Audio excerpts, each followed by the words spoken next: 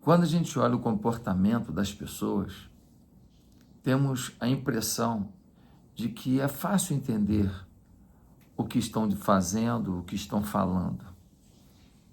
Mas eu tenho percebido que nós temos uma dificuldade de analisar a realidade mais profunda.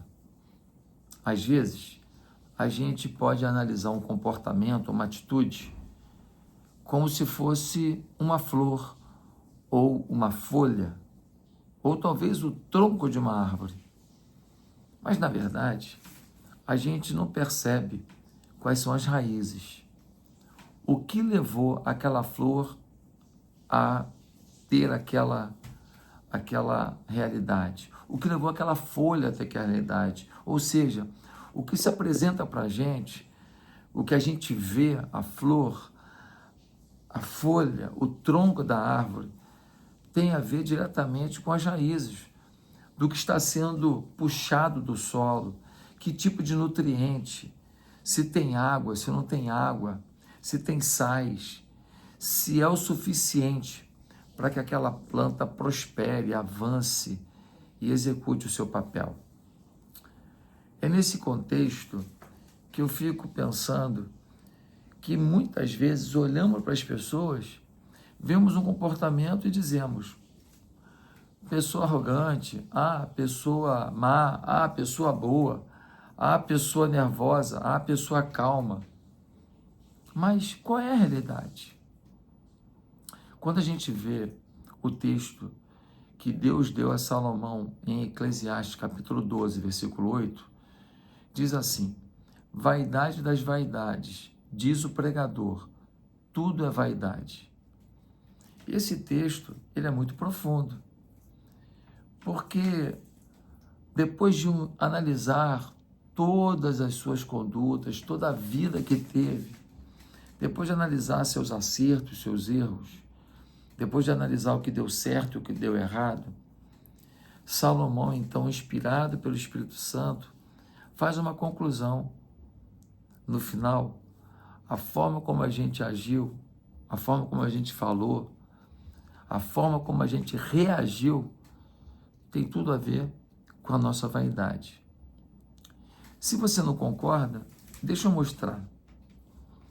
Quando uma pessoa não pede perdão à outra e um relacionamento fica rompido, por que isso aconteceu? Por que uma pessoa teve tanta dificuldade de pedir perdão? E por que outra pessoa tem tanta dificuldade de perdoar? Qual é o problema? Será que é porque as pessoas, elas têm temperamento A ou B, ou personalidade A ou B? Não. É porque nas nossas vaidades, nós temos dificuldade de pedir perdão em certos momentos, para certas coisas. E nas nossas realidades, nós temos dificuldade de perdoar certas situações e certas coisas.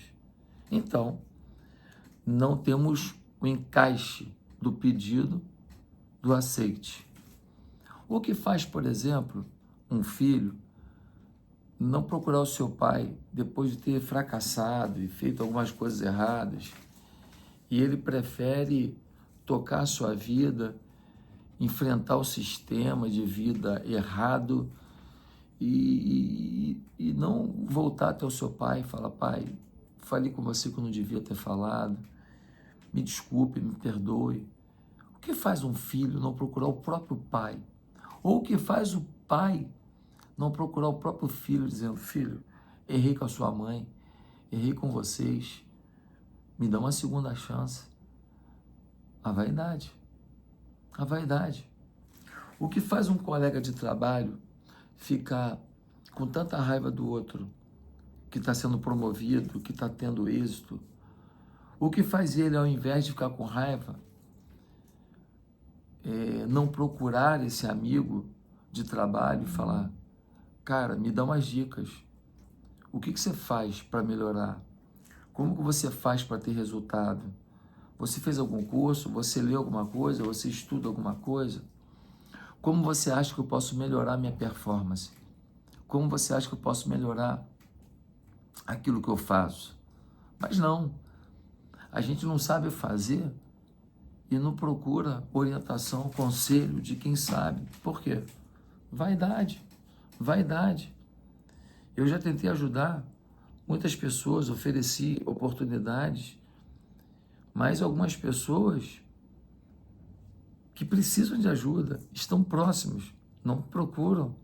Vaidade, vaidade. E algumas pessoas moram distantes, têm que acordar de madrugada para vir participar de um desses eventos que eu já organizei para ajudar as pessoas. E eles vêm e eles falam, olha, eu quero aprender mais, me ajuda, me ensina. E a gente fica até constrangido, porque são pessoas que podem nos ensinar muita coisa, mas eles identificaram que existe alguma coisa que eles podem aprender. E aí a gente descobre por que eles são grandes. Eles são grandes porque aquilo que eles não sabem, eles não têm a menor vergonha de pedir ajuda, de pedir uma orientação. Por que que tanta gente no seu contexto de família não fala mais com o primo, com o tio, com uma avó? Por que que alguns irmãos não se falam? Chega no Natal, um vai almoçar com a mãe, o outro vai jantar, porque eles não podem se encontrar. Ah, porque teve uma crise. Ah, porque teve uma briga.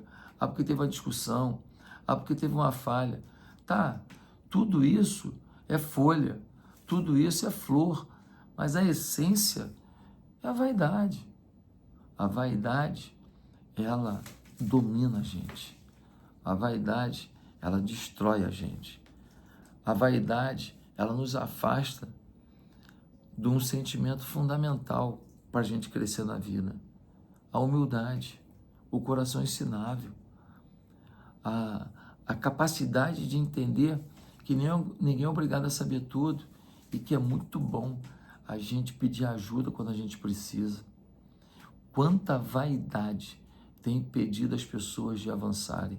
Quantos casamentos acabando, o marido não pede perdão à esposa, a esposa não pede perdão ao marido, o marido agiu errado a vida inteira, mas não tem a menor capacidade de admitir isso. Fica se justificando, mas você também, mas você também, mas você também.